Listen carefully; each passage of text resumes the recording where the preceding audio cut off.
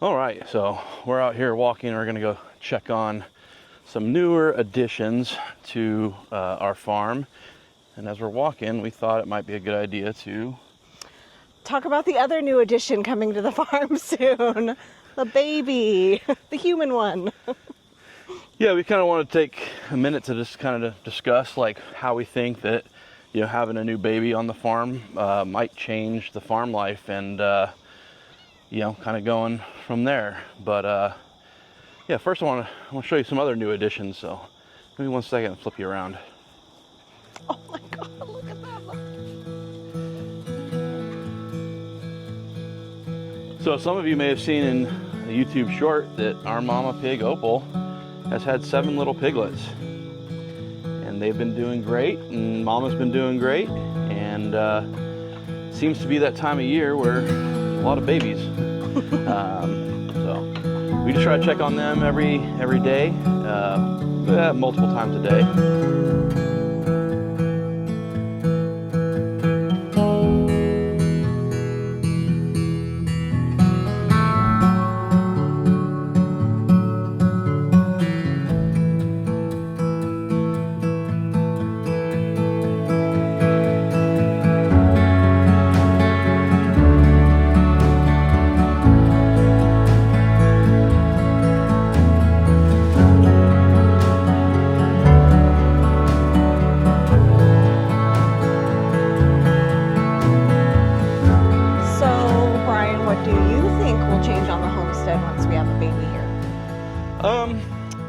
I think that like one thing that we should focus on is leaning on our community a little bit more. Already, these turkey dudes, they are going to be ready for butcher not too long after our little baby boy comes. So not necessarily the best timing, but it was kind of just what happened.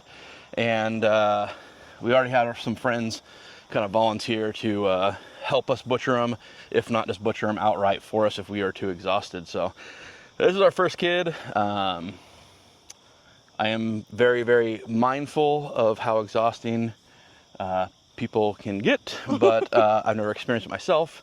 I think we'll be all right, since one of the nice things that we're fortunate enough to have is both of us will be here on the farm watching the kid for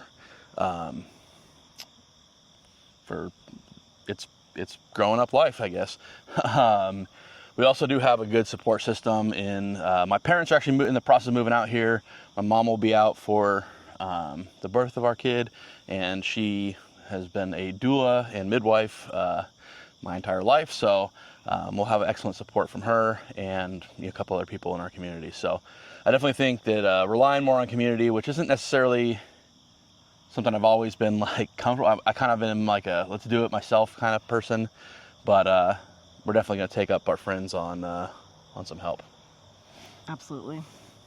One thing I have heard a lot of other homesteaders and farmers talk about is, when you have a new addition to the family, a human one, or, something big going on, you might decrease the animals that you've got on the farm to take care of. I don't know. What do you think about that, Brian? I think if that's the case, then I think that we've already done a bad job by having 7 piglets on the farm. So I think we're gonna have the turkeys butchered, so that'll be one less chore. But honestly, like the number of animals doesn't change the chores all that much. If you're feeding 3 pigs or you're feeding 15 pigs, you're kind of still feeding the same amount of, it's the same time commitment. I kind of have a pretty good system of hitting all the different stops around the farm. And yeah, like right now we have 9 pigs in one area and a couple other pigs in a couple other areas. So I think we're going to pretty much stick with what we got. We won't be getting any new breeds of animals, something we haven't dealt with before. So there's I guess that, but we didn't really have plans on doing that anyways this year. So yeah, I don't think that we're going to really change the amount of animals we have. Yeah, I think what we have right now is still going to be manageable. And also, at the end of every year, because we're coming up on that, we usually look at our order for the next year. And I think it won't be much different as far as meat birds and turkeys and stuff, you know? Yeah, I mean, it's just been kind of a crazy year where we've really put a lot of effort into the YouTube channel. We've really put a lot of effort into selling meat and stuff like that. And honestly, we've sold through most of our chicken that we raised this year. So we don't really have much left for us. So if anything, we might increase the amount of chicken we raise next year. So, you know, we'll see. We'll play it by ear. If we are, by the end of the year, we're completely exhausted and we just can't do it, then that's fine. We'll just, you know, kind of assess that and change. But I don't foresee us ramping down and like not doing chickens next year. I think we like raising chickens. It's only an 8-week commitment. So yeah, I think that's what we're going to do. All right, to kind of sum up the video, I don't think much is going to change, as anticlimactic as that is. You know, we are going to rely a little bit more on community, but you know, other than, you know, them helping us out with like some butchering, I think that we'll be good and we have enough support that we'll be able to continue the farm kind of as normal.